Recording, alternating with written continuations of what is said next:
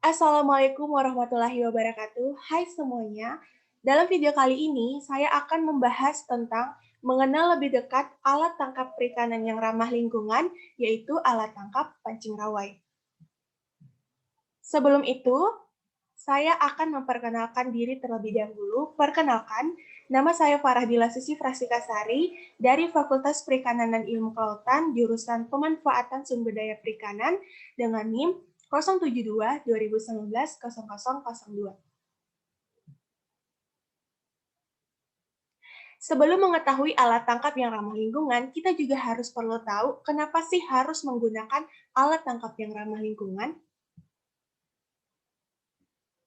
Alasannya yaitu, kenapa kita harus menggunakan alat tangkap yang ramah lingkungan agar sumber daya ikan terjamin kelestariannya, tidak merusak habitat, serta kesejahteraan masyarakat nelayan dapat tercapai.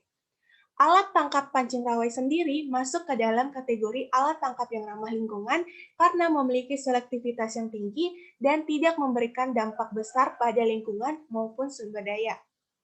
Rawai adalah alat tangkap yang terdiri dari alat tali-tali cabang dan dilengkapi dengan mata pancing. Rawai pada pengoperasiannya adalah dengan dihanyutkan pada perairan dan menunggu ikan untuk memangsa umpan yang terpasang pada mata pancing.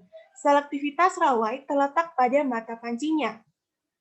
Rawai yang dioperasikan memiliki ukuran mata pancing yang disesuaikan dengan target tangkapannya. Selain itu, ukuran pancing juga menentukan ukuran ikan yang hendak ditangkap. Setelah mengetahui alat tangkap pancing rawai adalah alat tangkap yang ramah lingkungan, sekarang kita juga perlu memahami kriteria-kriteria yang masuk untuk menilai apakah alat tangkap tersebut bisa dikatakan ramah lingkungan. Kriteria tersebut adalah, yang pertama, alat tangkap harus memiliki selektivitas yang tinggi. Kedua, alat tangkap yang digunakan tidak merusak habitat, tempat tinggal, dan berkembang biak ikan dan organisme lainnya. Ketiga, tidak membahayakan nelayan atau penangkap ikan. Keempat, menghasilkan ikan yang bermutu baik. Kelima, produk tidak membahayakan kesehatan konsumen. Keenam, hasil tangkapan yang terbuang minimum. Ketujuh, alat tangkap yang digunakan harus memberikan dampak minimum terhadap keanekaragaman sumber daya hayati atau biodiversity.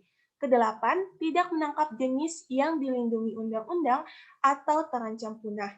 Terakhir, atau kesembilan, diterima secara sosial.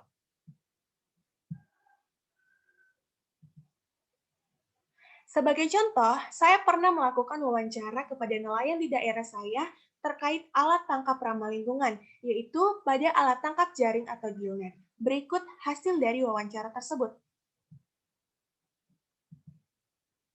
Bisa kita lihat di sini, hasil dari wawancara saya pada alat tangkap jaring atau gillnet dalam kategori-kategori yang masuk, yaitu ada kategori 9, memiliki poin-poin yang berbeda, seperti contohnya alat tangkap yang memiliki selektivitas yang tinggi, memiliki 3 poin. Ada juga alat tangkap yang digunakan tidak merusak habitat, tempat tinggal, dan organisme lainnya, itu memiliki poin 4.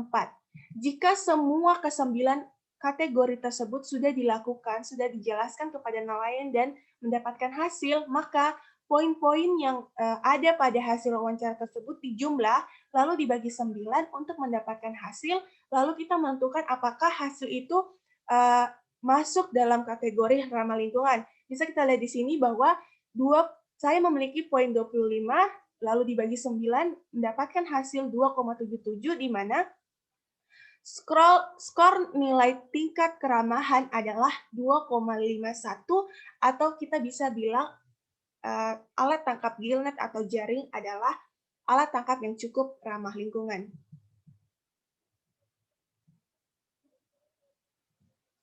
Maka dari itu, dari video ini saya berharap bisa mendapatkan hasil terbaik dan bisa menjadi manfaat bagi teman-teman yang melihat. Untuk itu saya akhiri, jika ada kesalahan mohon dimaafkan. Assalamualaikum warahmatullahi wabarakatuh.